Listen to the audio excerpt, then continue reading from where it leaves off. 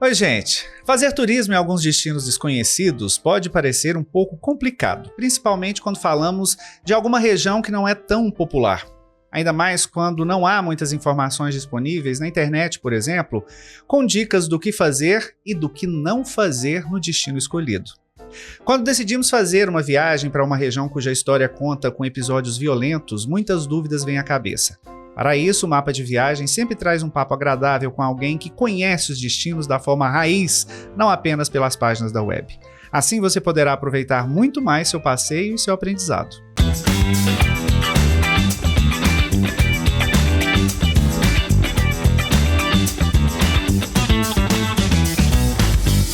Sejam muito bem-vindos ao nosso mapa de viagem. Hoje o nosso destino sai completamente do convencional para brasileiros. Vamos conhecer os costumes, as histórias e, claro, o turismo no Iraque. Um país do Oriente Médio que durante muito tempo fez parte da cena bélica mundial, guarda mais que as memórias de tempos de terror com a guerra. O Iraque, parte equivale à Mesopotâmia dos livros de história, tem tesouros e belezas que provavelmente pouca gente liga os fatos ao local. Você sabia, por exemplo, que uma das principais atrações é a cidade da Babilônia, conhecida pela Torre de Babel e pelos Jardins Suspensos? Isso poderá fazer você entender, pela história contada, por que existem tantas línguas ao redor do mundo. Então vamos lá? Ajuste aí seu GPS, pegue uma taça de vinho e venha comigo. Eu sou Rimene Amaral, nosso mapa de viagem está começando.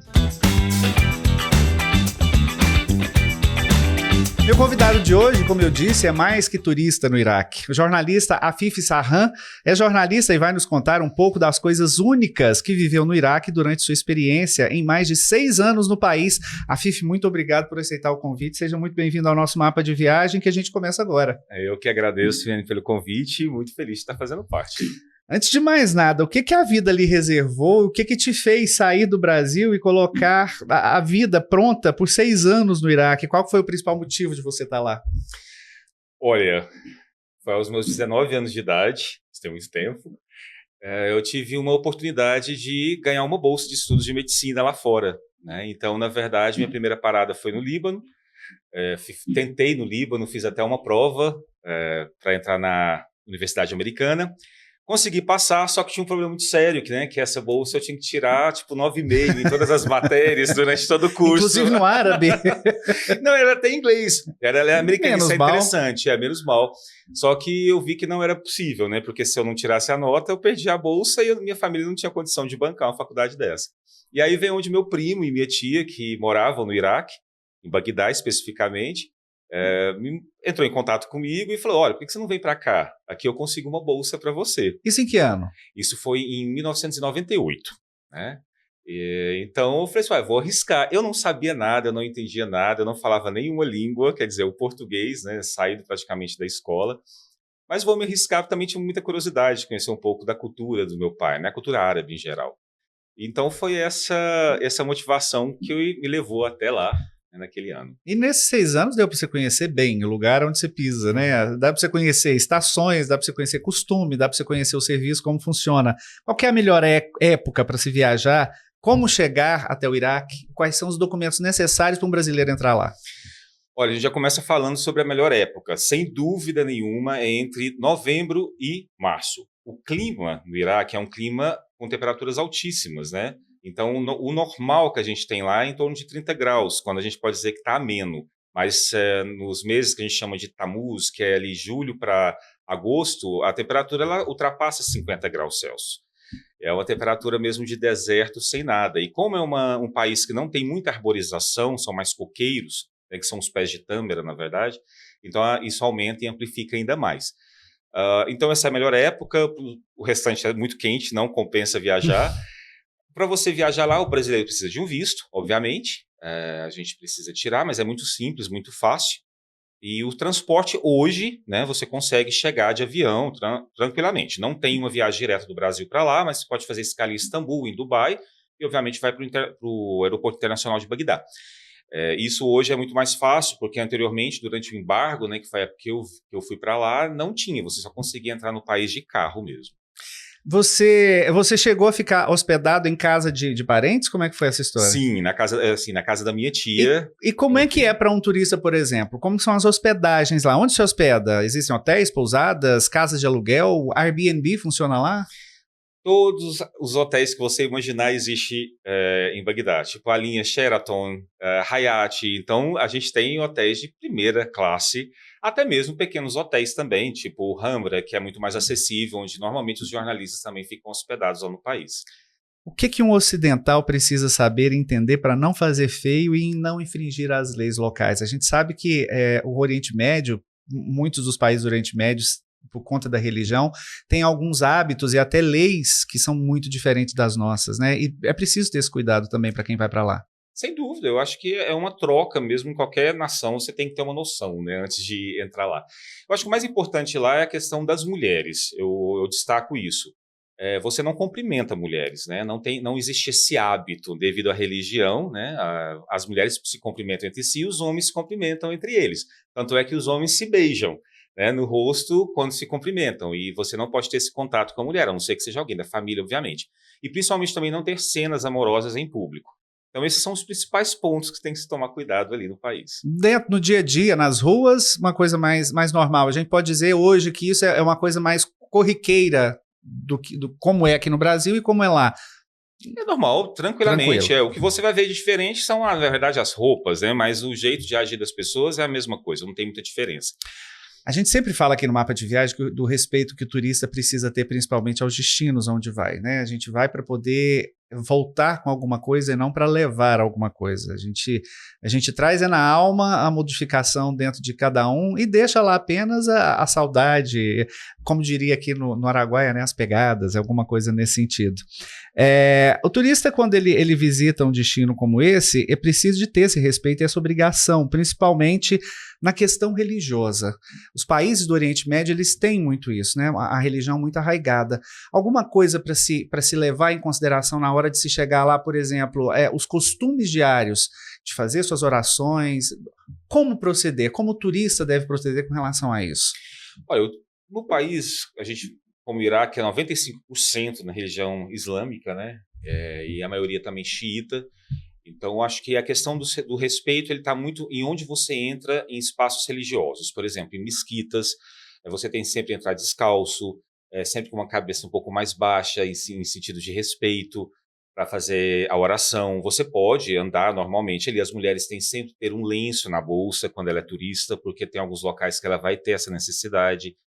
Vamos dizer assim, que dentro do comércio local, né, a maioria ali, as mulheres andam normalmente, porque o Iraque ele passou por um movimento muito estranho, né? E primeiro, na década de 60, era muito libertário, eram mulheres usando praticamente mini-saias, depois entrou com o embargo, onde houve um fechamento, e com esse fechamento também aumentou a questão da religião no país, então automaticamente muda os costumes, né? Você se fecha mais dentro da roupa, e é o que a gente segue depois da guerra também.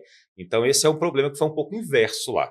Então, com o aumento da religião entrando dentro do Estado, você acaba tendo também um maior controle, até mesmo sobre os hábitos das pessoas. A gente sempre, quando a gente fala, a gente lembra sempre das mulheres, principalmente no Oriente Médio, no Iraque isso não é diferente. Elas ainda precisam cobrir da cabeça aos pés com a burca ou apenas o hijab, hoje que é o lenço, né? O véu que se coloca já é suficiente? Isso vai muito pela questão de qual é a religião, né? Lá, as mulheres podem andar sem lenço, não tem essa obrigação, obviamente, mas tem os costumes. Então, por exemplo, mulheres xiitas, né? Principalmente de uma região que chama Kadmia, que é dentro de Bagdá, que é a região onde tem esses mercados e tudo mais, você vai ver mais mulheres assim, cobertas com trajes pretos, com a burca completa, mas não tampando o rosto. Raramente você vê uma mulher tampando o rosto, como é comum no Afeganistão. É mais cobrindo o corpo todo mesmo, usando luvas nas mãos, a roupa tem que estar sempre até o final ali, sem mostrar os calcanhares, mas ao mesmo tempo você também vê mulheres com calça jeans, com uma camiseta com uma manguinha comprida, que você não vê a gente usando coisa muito decotada, vamos dizer assim, as mulheres em si, até mesmo para evitar algum tipo de problema. Isso é uma dica também, usem blusinhas, né, mais largas, porque você pode ter, como diz, em todo quanto é lugar tem alguém que pode chegar e fazer uma crítica a você no meio da rua, isso acontece. Mas, em geral, é bem variado, né? Não existe uma legislação sobre isso. Como que é? A gente fala do Iraque, para muita gente que às vezes não conhece, só dos livros de história, e pelo que a gente já viu durante esse tempo todo, um país que teve muito tratados com guerra, com problemas nesse sentido, mas o turista ainda vai lá. Eu tenho uma amiga mesmo que adora visitar o Irã e o Iraque, ela vai pelo menos uma vez a cada 3 anos, porque ela diz que não existe coisa melhor, até pela comida, inclusive, que a gente vai falar daqui a pouco. Como é que é a recepção do turista, principalmente as cidades como Babilônia, como Bagdá? O turista ele é bem recebido? Sempre, Manny. O povo é muito cordial. O iraquiano ele é muito respeitador com turistas. A única coisa ali que eu acho que é um pouco complicado é mais para a nacionalidade americana, que ainda tem aquele resquício por causa das guerras. Agora, especificamente, eu vou falar sobre o brasileiro, que é quem a gente está mandando para lá. O brasileiro ele é muito amado. Muito amado. Então, quando eu cheguei lá, né, e falava que era brasileiro, libanês, porque são vamos dizer assim, as 2 nacionalidades que eles mais gostam. Né? O Líbano tem esse amor, né, em todos os países árabes ali, e o brasileiro por causa do futebol. E era até interessante, muita gente lá também tinha noção que a gente morava até em floresta, mas é muito bem recebido. Eles fazem de tudo para te agradar, querem que você vá até a casa deles, te recebem muito bem. Então é muito gostoso isso. Os serviços públicos funcionam? Transporte, internet pública, tudo isso já... Tudo funciona normalmente lá, né? Hoje, depois da guerra de 2003, obviamente houve um desenvolvimento maior porque o embargo impedia isso.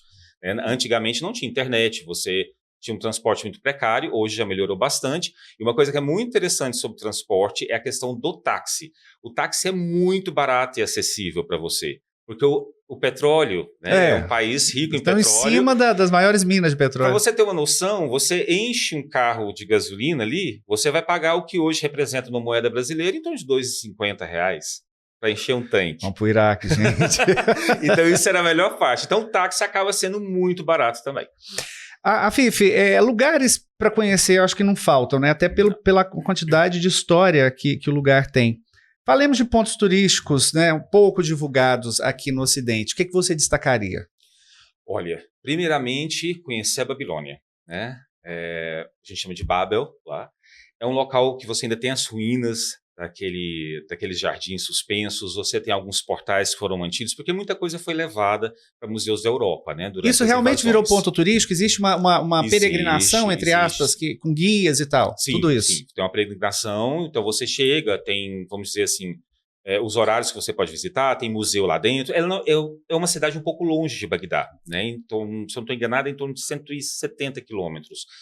Então, você precisa de um transporte melhor para ir também, mas você chega lá, você tem tudo, desde do souvenir até um lanchinho e fazer vamos dizer assim, a peregrinação conhecendo cada ponto daquela região. Onde contratar os guias? Os hotéis oferecem tudo isso ou você precisa fazer isso antes? Não, normalmente você chega no local, você já tem o guia lá te esperando. Especificamente. Ninguém vai te deixar sobrar, Ninguém vai te deixar sobrando lá. Além de Bagdá, o que não pode se deixar de visitar? E sem falar nessas relíquias, né? Que a gente fala das cidades que já ficaram nas ruínas de Babilônia e tal. Além, alguma outra cidade que é preciso ser levada em consideração? Olha, não pela religião só, mas eu acho que para beleza 2 cidades que eu sempre falo para as pessoas é Kerbala e Najaf. Essas 2 cidades são cidades teoricamente religiosas. Por quê? Porque elas concentram mesquitas suntuosas, onde há uma peregrinação também para as pessoas os xiitas que fazem a peregrinação em Meca, têm a obrigação de ir lá porque estão enterrados os netos do profeta. Então, é muito bonito porque a imensidão de ouro que você vê são mesquitas revestidas do teto até o chão, do lado de fora, do lado de dentro, de ouro, de tudo quanto é cor. Então, para quem gosta de ver esse tipo de beleza, é maravilhoso, né? A gente tem esses prédios, não é só uma mesquita naquele local, né? Você vai encontrar várias. E é muito bonito a parte da arquitetônico, né? desses locais. Eu acho que vale muito a pena conhecer. Mas também tem outras cidades, como, por exemplo, Erbil no norte, a gente tem Suleimania, a gente tem Bássara no sul, quer dizer, é onde a gente tem até os marshalls, que a gente fala que são aquelas regiões alagadas, onde as casas ficam flutuando na água. Então, é muito local bacana. E tudo isso são pontos turísticos que um cidadão que vá para lá para fazer turismo, ele pode visitar, tranquilo. Sim, e muito fácil de você encontrar o guia que vai te auxiliar. Isso é o que mais tem no país. Nesse caso, a língua, o inglês é bem falado? Não. E aí? Como se virar? O inglês, na verdade, é a segunda língua do Iraque, mas diferente de outros países que desenvolveram mais, isso não foi muito bem desenvolvido lá. Então, por exemplo, você encontra várias pessoas que falam, esses guias, eles falam, obviamente, o inglês, né? Por isso eles estão nesse papel lá, mas porque no país, as faculdades que são da área de saúde, né, todas elas, é obrigatório ser em inglês. Então, você tem a gama desses profissionais que são formados, que aprendem a falar inglês como a segunda língua. Mas, em compensação, dentro das escolas, não, e que é a grande população. Então, o ideal é que você tenha pelo menos o inglês para conversar com esse fixer, com esse guia, né? E, obviamente, você, em qualquer local que você parar, vai ser muito difícil você encontrar alguém que vai falar outra língua com você. E português, com certeza, você nunca vai encontrar. Jamais. Livrarias e mercados são pontos famosos, né? Em todo o Oriente Médio. No Iraque também não deve ser diferente. Não, é fantástico. Os mercados de ouro, mercados de temperos, o mercado de livros, que fica na região central, fica próximo também da primeira universidade de medicina do mundo, então é um local maravilhoso. É muita arquitetura com muita informação também. Você me falou uma coisa que eu pouco tinha pensado, mas quando a gente estuda em história, às vezes passa alguma coisa, e você me falou disso, que são as montanhas do Iraque. É muita beleza para se ver também, né? Lindíssimo. Fica no norte, e o mais interessante é que durante muito tempo foi quase que uma região separatista, onde tem os curdos, né, que a gente escuta do Kurdistão, que está dentro do Iraque.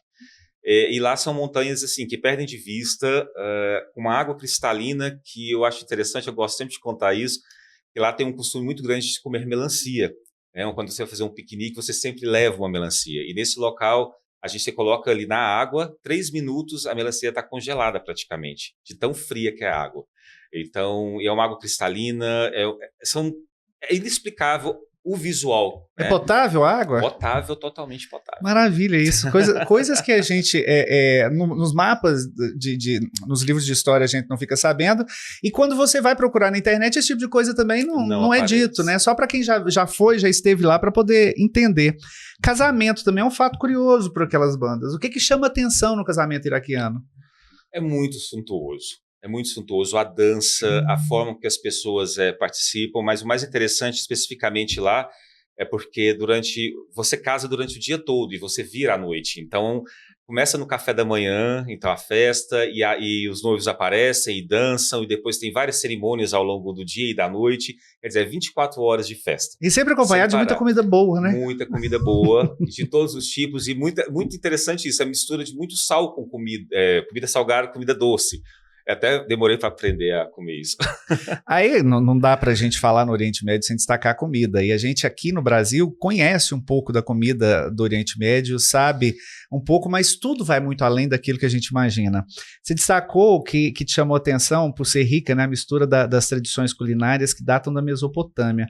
Fiquei curioso para saber mais sobre esses sabores. O que chama a atenção? Olha, a mistura de alguns temperos específicos em quase todas as comidas, né? O que pra gente aqui pra gente é muito caro, alguns temperos, lá é muito barato também, esse é outro ponto.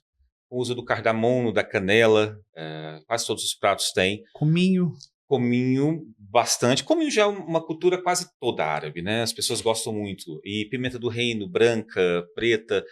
Essa composição, né? Existem alguns temperos que já são nominados para algum tipo de comida. Então você vai lá e compra na lojinha. Olha, eu quero um tempero para capsa, eu quero um tempero para dolma. Você já compra aquela mistura de temperos. São todos aqueles temperos, mas colocados para trazer um perfume específico para um certo prato, né? E alguns pratos são fantásticos. Por exemplo, eu sou apaixonado num que chama dolma, que na verdade o povo conhece mais só verduras recheadas no libanês, que é o charuto, né?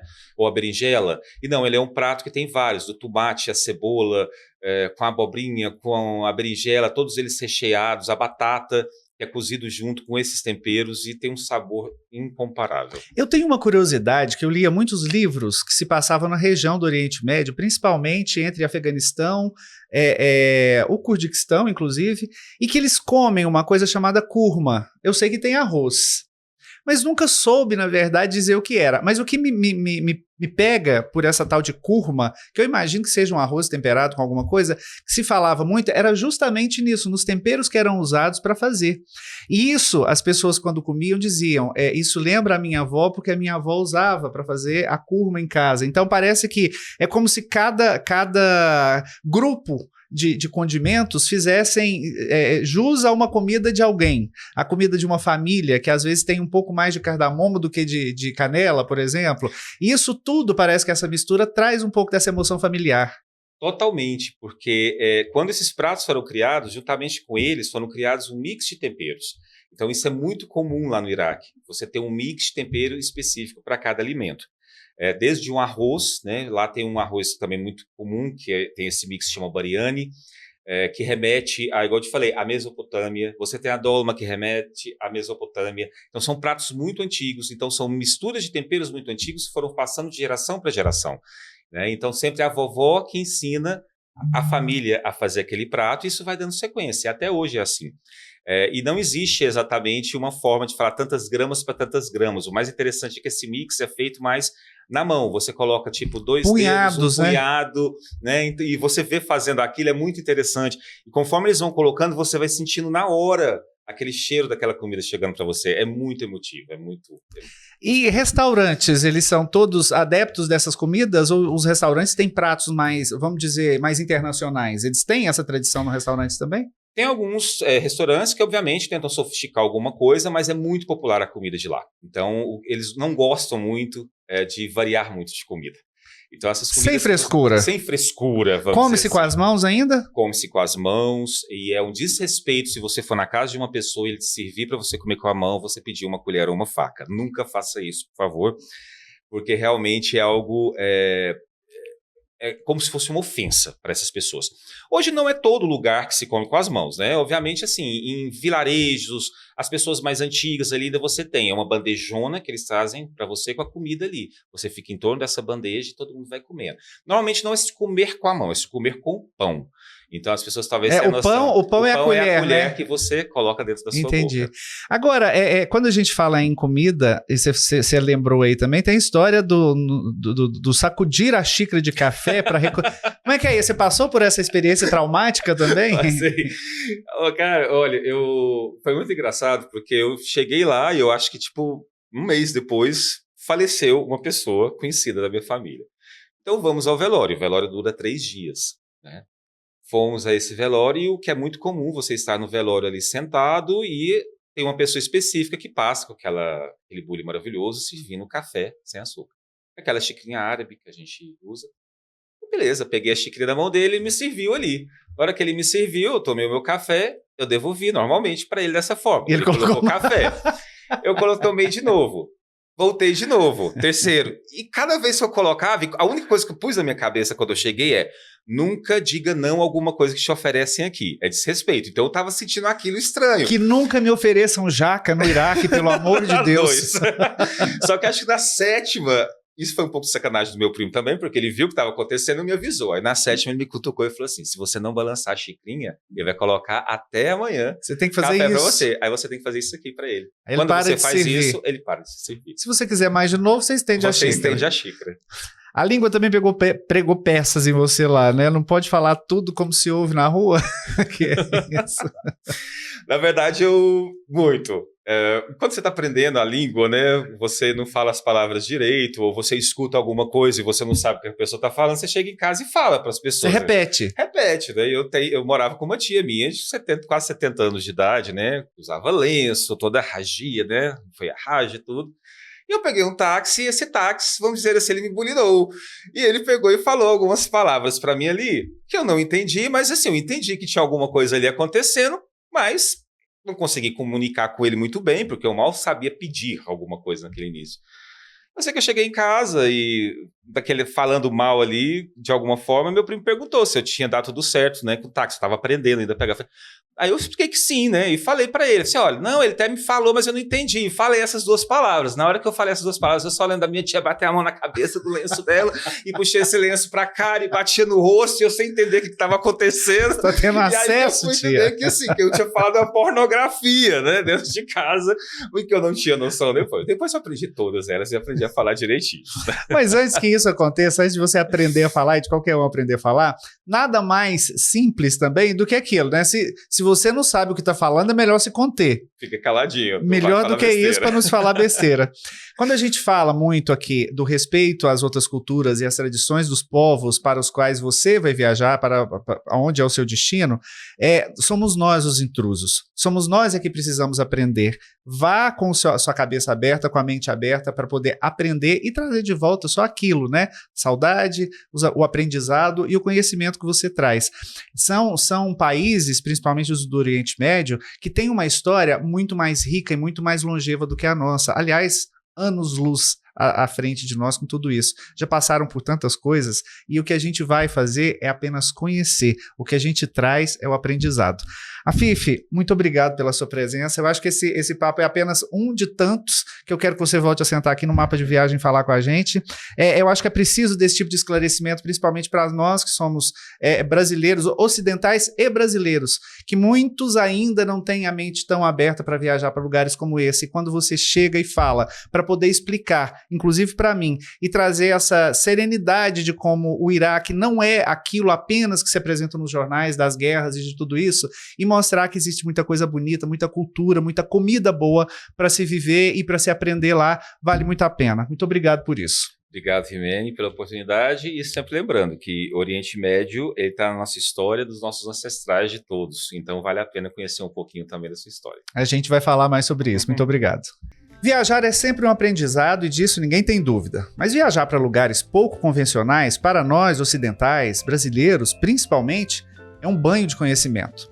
Com relação ao Iraque em especial, mais do que ter o conhecimento básico do destino, é preciso entender como o país funciona e colocar em prática o exercício do respeito. Fazer turismo no Iraque significa entrar numa cultura que é totalmente diferente da nossa. Por isso é muito importante saber que a cultura do país está totalmente ligada à religião e que em sua grande maioria é islâmica. Acima de tudo, mente aberta e respeito à cultura. Só assim nossa alma cresce e evolui. Esse episódio do Mapa de Viagem termina aqui. Você pode rever este e outros conteúdos nos canais da Ligue TV Digital no YouTube, Facebook, Instagram e TikTok. Um abraço, uma boa viagem para você. Até nosso próximo episódio. Tchau, tchau.